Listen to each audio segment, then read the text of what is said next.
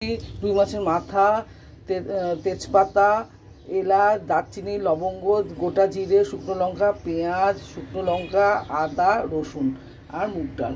মাছের মাথাটা নুন হলুদ মাখিয়ে নিচ্ছি, ভালো করে নুন হলুদ মাখিয়ে নিচ্ছি, মেখে 10 মিনিট রেখে দেবো। কড়াইতে তেল গরম করে মাছের মাথাটা ভাজা বসিয়ে দিয়েছি। আমার এক পাশ ভাজা হয়ে গেছে, আমি এবার উল্টে দেবো।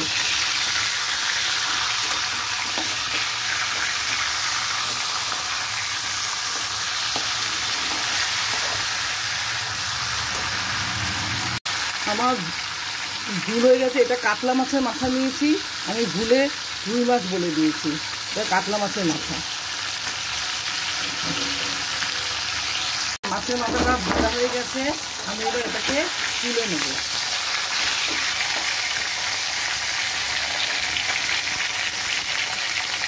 আমি মাছ ভাজা তেলেই সব কটা ফোড়ন আমি দিয়ে দিচ্ছি।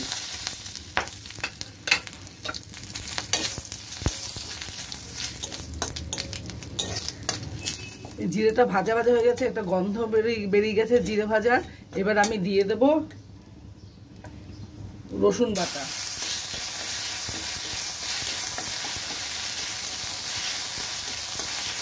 দিয়ে দেবো আদা বাটা,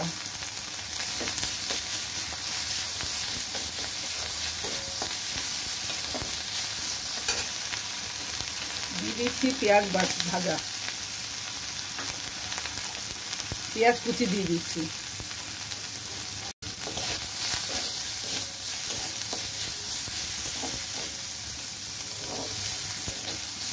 পেঁয়াজটা খুব নরম করে ভাজতে হবে না, হালকা ভেজে নিলেই হবে।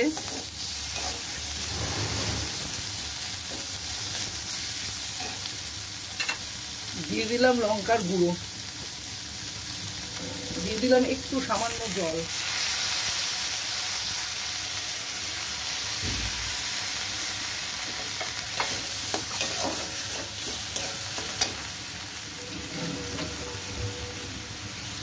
দিয়ে দিলাম স্বাদ মতন নুন,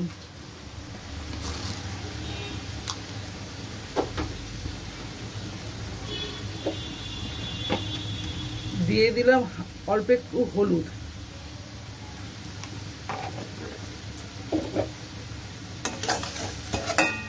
এবার মশলাটাকে ভালো করে কষিয়ে নেব।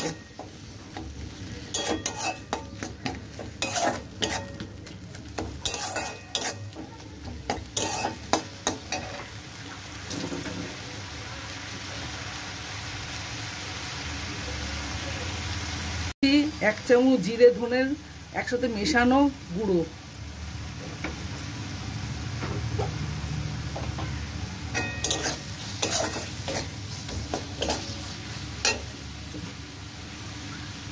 দিয়ে দেবো আরেকটু জল, জল দিয়ে এবার ভালো করে কষিয়ে নেব। দেখুন মশলাটা আমার ভাজা হয়ে গেছে, এবার দিয়ে দেবো মুগ ডালটা। আর মুগ ডালটা আমি আগেই হালকা করে ভেজে সেদ্ধ করে রেখেছিলাম।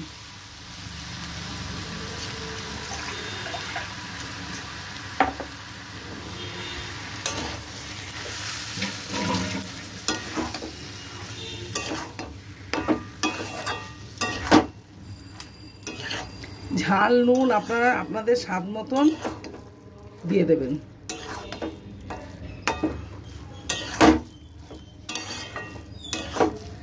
আমি এবার দিয়ে দেবো জল,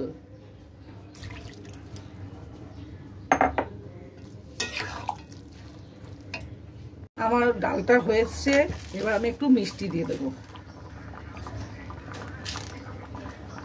মিষ্টিটা এবার ভালো করে মিশে গেলে আমি এবার যেহেতু আমি তেল কম দিয়ে রান্না করি, সেহেতু তেল যারা বেশি খান তারা বেশি দিয়ে করলে রংটা আরো সুন্দর হয়, আরো ভালো হয় দেখতে, কিন্তু আমি কম তেলে রান্না করি। দেখুন আমার ডালটা হালকা ফুটে এসছে, এবার আমি মাছের মাথাটা দিয়ে দেবো।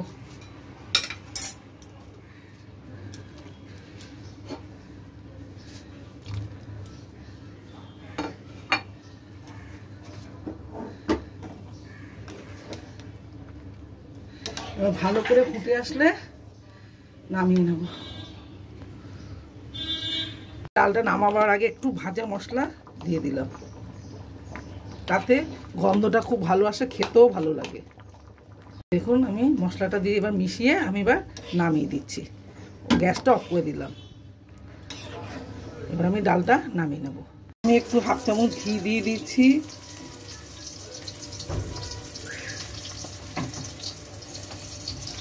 তৈরি হয়ে গেছে আমার মাছের মাথা দিয়ে মুগ ডাল।